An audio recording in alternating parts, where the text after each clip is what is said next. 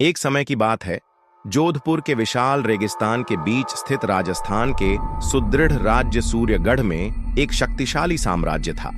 यह राज्य अपनी वीरता, संपत्ति और जीवंत संस्कृति के लिए जाना जाता था।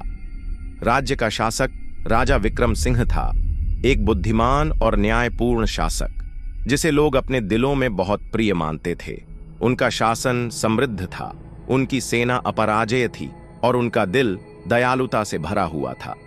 फिर भी राजाओं को भी किस्मत के क्रूर हाथ से बचना नहीं था। एक दिन जब सूरज अरावली पर्वतों के पीछे अस्त हो रहा था, एक रहस्यमय अजनबी राज दरबार में पहुंचा। उसका चेहरा एक काले कपड़े से ढका हुआ था और उसकी आवाज गहरी और खुरदरी थी। वह अपने साथ एक अशुभ आभा लेकर आया था। दरबार में कई राजमाता, रईस और मंत्री थे और राजा विक्रम सिंह अपने स्वर्णिम सिंहासन पर बैठे थे। उनके चारों ओर उनके सलाहकार थे। अजनबी राजा के पास पहुंचा, न तो सिर झुकाकर, बल्कि बस उसकी ठंडी नजरें राजा विक्रम पर गड़ी हुई थीं। मैं एक चेतावनी लाया हूं महाराज, अजनबी ने कहा। उसकी आवाज दरबार में गूंज उठी। राजा विक्रम की आंखें संकुचित हो गईं। तुम कौन हो और यह चेतावनी क्या है? अजनबी एक कदम आगे बढ़ा और अपना चेहरा दिखाया। उसकी आंखों में एक अजीब सा चमक था। मैं सूर्यगढ़ का प्राचीन शाप का रक्षक हूं, एक शाप जो पीढ़ियों से चला आ रहा है। तुम राजा विक्रम ने इस भूमि के आत्माओं को क्रोधित कर दिया है और अब तुम उसका खामियाजा भुगतोगे। दरबार में सन्नाटा छा गया। दरबारी डर से फुसफुसाने लगे और राजा के मंत्रियों के चेहरों पर भी चिंता की लकीरें दिखाई दीं। राजा विक्रम खड़ा हो गया और उसका शाही रूप सम्मान की मांग कर रहा था। मैंने इस भूमि या इसके लोगों के साथ कभी कोई अन्याय नहीं किया, उसने दृढ़ता से कहा। साफ साफ बोलो और यह समझाओ कि तुम क्या कहना चाहते हो। अजनबी के होठों पर एक शरारती मुस्कान फैल गई। तुम नहीं जानते, लेकिन तुम्हारे पूर्वजों ने प्राचीन आत्माओं के साथ एक समझौता किया था। उन्होंने वचन दिया था कि उनके वंशज इन आत्माओं की सेवा करेंगे और इस भूमि का सम्मान करेंगे, लेकिन कहीं ना कहीं यह वचन टूट गया। अब आत्माएं प्रतिशोध की मांग करती हैं। हर शासक जो प्राचीन रास्ते से भटकता है, उसे एक कीमत चुकानी पड़ती है। राजा विक्रम के शरीर में एक कंपी दौड़ गई। उसने पुराने समय के किस्से सुने थे, शापों और प्राचीन समझौतों के बारे में, लेकिन वह उन्हें केवल अंधविश्वास मानता था। लेकिन अजनबी की उपस्थिति डरावनी थी और एक गहरी आशंका उसके दिल में समाने लगी। अजनबी ने कहा, शाप सूखा अकाल के रूप में प्रकट होगा। भूमि सूख जाएगी, फसलें मुरझा जाएंगी और तुम्हारे लोग दुख भोगेंगे। तुम्हारा साम्राज्य जो कभी समृद्ध था, बिखर जाएगा।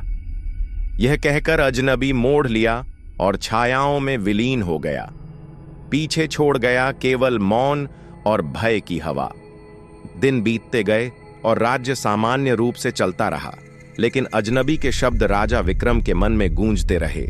उसने इन्हें नजरअंदाज करने की कोशिश की, राज्य के मामलों में व्यस्त होकर, लेकिन कुछ गलत था। मौसम में बदलाव आने लगा। सूर्यगढ़ की वह उर्वर भूमि दरकने लगी और धरती गर्मी से धूल में बदलने लगी। नदियां जो कभी जीवन से भरी रहती थीं, सूखने लगीं और फसलें मुरझाने लगीं। पहले तो राजा ने इसे एक प्राकृतिक चक्र समझा, लेकिन जल्दी ही यह स्पष्ट हो गया कि सूखा बिगड़ता जा रहा था और इसका कोई अंत नहीं था। राजा विक्रम ने अपने राजमंत्रियों को महल में बुलाया। हमारे राज्य के साथ क्या हो रहा है? उसने पूछा। यह सूखा इतना लंबा क्यों चल रहा है? एक मंत्री ने सतर्कता से कहा, महाराज, ऐसा लगता है कि अजनबी द्वारा कहे गए शाप का असर हो रहा है। हमें जल्दी कुछ करना होगा, वरना हमारा राज्य खत्म हो जाएगा। राजा का दिल धड़कने लगा। उसकी सोच दौड़ी। क्या यह सच है? क्या उसने सचमुच भूमि के आत्माओं को क्रोधित किया है? अपने राज्य को बचाने के लिए राजा विक्रम ने राज्य के महान विद्वानों और संतों को बुलाया। उसने अपने साम्राज्य के कोने कोने से ज्ञान लिया ताकि शाप को तोड़ने का कोई उपाय मिल सके। एक संत, वृद्ध पंडित अमर, दरबार में एक उत्तर लेकर आए। महाराज, संत ने शुरू किया। उसकी आवाज नरम लेकिन दृढ़ थी। इस शाप को दूर करने का एक ही तरीका है, आत्माओं के साथ समझौता करना। एक प्राचीन अनुष्ठान है जिसे करना होगा और इसके लिए एक बलिदान की आवश्यकता है, राजसी बलिदान। राजा विक्रम का चेहरा सफेद हो गया। बलिदान से तुम्हारा क्या मतलब है? पंडित अमर ने समझाया।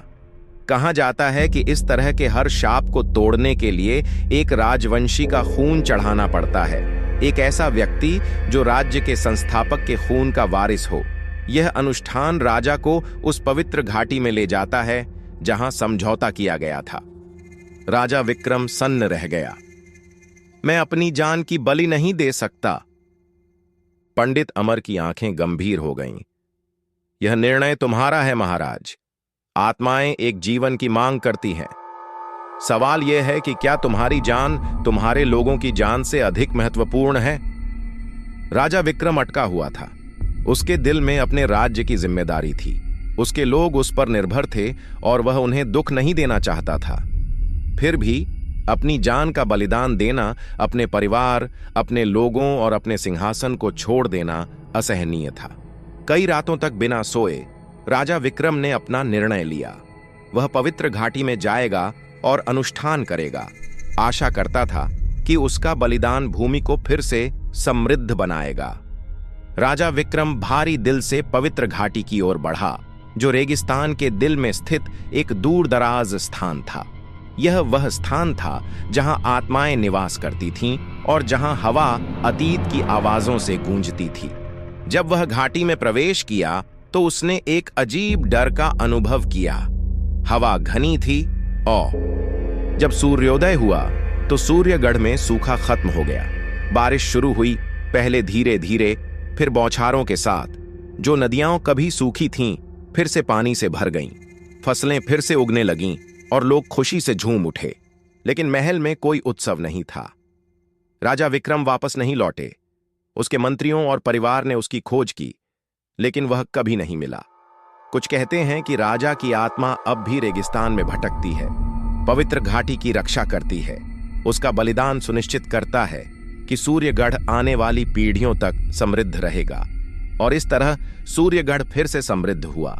लेकिन इसके लोग हमेशा याद रखते थे कि अपनी समृद्धि के लिए जो कीमत चुकाई गई थी। राजा विक्रम सिंह, वह शासक जिसने अपने लोगों के लिए सब कुछ बलिदान कर दिया, एक किंवदंती बन गए, जिनका नाम भूमि में श्रद्धा और दुख के साथ फुसफुसाया जाता था।